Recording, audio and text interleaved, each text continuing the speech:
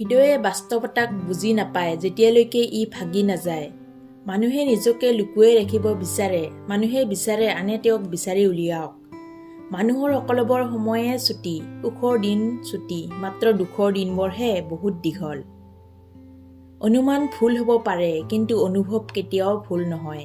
কাৰণ অনুমান আমাৰ মনৰ কল্পনা আৰু অনুভৱ আমাৰ জীৱনৰ শিক্ষা। মানুহে সদায় ভাগ্যৰ ওচৰত নাহাৰে, কেতিয়াবা কেতিয়াবা প্ৰিয়জনৰ অৱহেলা আৰু বিশ্বাসৰ ওচৰতো হাৰি যায়। ওপৰলৈ উঠিবলৈ হ'লে ভিতৰৰ অহংকাৰক টানি উলিয়াই পেলাওক আৰু পাতল হওক, কাৰণ সেইসকলেই উঠিব পাৰে যিসকলৰ অন্তৰত অহংকাৰ নাথাকে। ভাগি যোৱা বিশ্বাস আৰু এৰি অহা শৈশৱ কেতিয়াও ঘূৰাই পোৱা নাযায়। মনত ৰাখিবা, আজিৰ দিনটোৱে তোমাৰ সেই ভৱিষ্যত যাক লৈ কালি চিন্তিত আছিলা। পৃথিৱীত সেইজন ব্যক্তিয়ে আটাইতকৈ দুৰ্ভাগ্যৱান যিজনে সময় পায়ো নিজকে শুধৰাই নলয়। যিবোৰ দূৰৰ পৰা সুন্দৰ তাৰ ভিতৰত শীৰ্ষত আছে মানুহৰ নাম। লক্ষ্য কৰিলে দেখিব, খুব বেছিকৈ বিচৰা বস্তুবোৰেই দুখৰ কাৰণ হৈ পৰে। সমালোচনা কৰিবলৈ হ'লে জিভাখনেই যথেষ্ট, সন্মান কৰিবলৈহে হৃদয় লাগে। অসৎসংগ কয়লাৰ দৰে, যি গৰম হ'লে পুৰে আৰু ঠাণ্ডা হ'লে হাত কলা কৰে। দেখিব, মানুহে প্ৰতিভাৰ প্ৰশংসা কমেই কৰে, ব্যৰ্থতাৰ সমালোচনা বেছি কৰে। বৰ্তমান বেছিভাগ সম্পৰ্ক এই কাৰণেও নষ্ট হয় যে আনৰ কথা শুনি আপোনজনক সন্দেহ কৰে।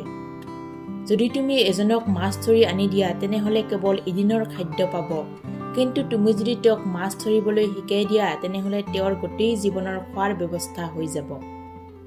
সন্তানক স্বাধীনতা দিয়াৰ আগতে শিক্ষা আৰু সংস্কাৰ দিয়ক। সন্তানৰ হাতত ব্যৱসায় তুলি দিয়াৰ আগতে সন্তানক ব্যৱহাৰ শিকাওক। এশটা স্থানত 1 ফুটকৈ গাঁত খান্দিলে পানী পোৱা নাযায়, এটা স্থানত 100 ফুটকৈ গাঁত খান্দিলেহে পানী পোৱা যায়।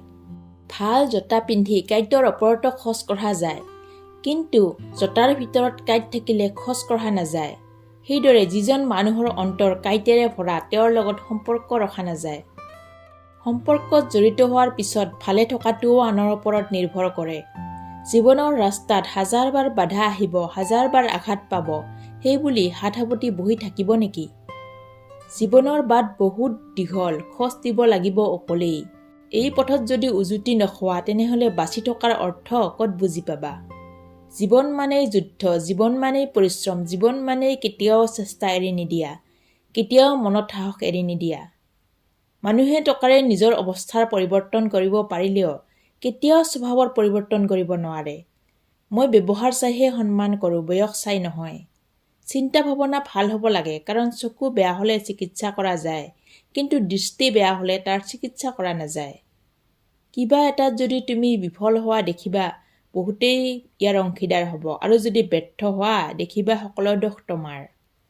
এজন মানুহক চিনি পাবলৈ গোটেই জীৱনটোৱে সৰু যেন লাগে। প্ৰথম দেখাত বা প্ৰথম সাক্ষাতত কোনো মানুহকে চিনি পোৱা নাযায়, কাৰণ প্ৰথমবাৰ মানুহে বাহিৰৰ ৰূপটোহে প্ৰকাশ কৰে, ভিতৰৰ ৰূপ গোপনে ৰাখে।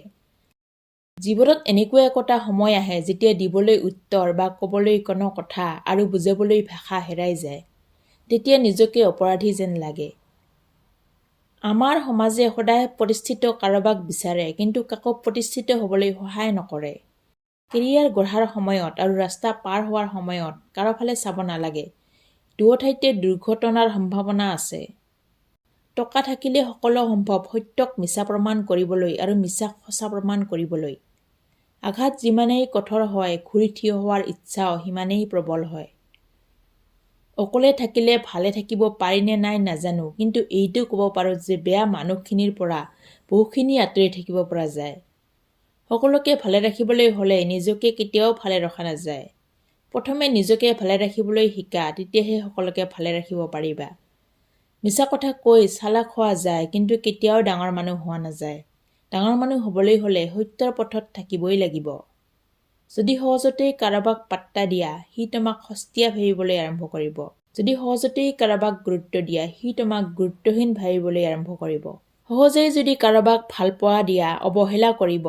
যদি সহজেই কাৰোবাক বন্ধু ভাবা, বিশ্বাসঘাতকতা কৰিব। কাৰোবাক সন্মান দিলে দুৰ্বলতা ভাবিব। সেইবাবে চাহিদাতকৈ বেছি কাকো একোৱেই দিব নালাগে। মনত ৰখা উচিত, কোনো নিখুঁত নহয়, 10 গুণ মিলিয়েই মানুহ।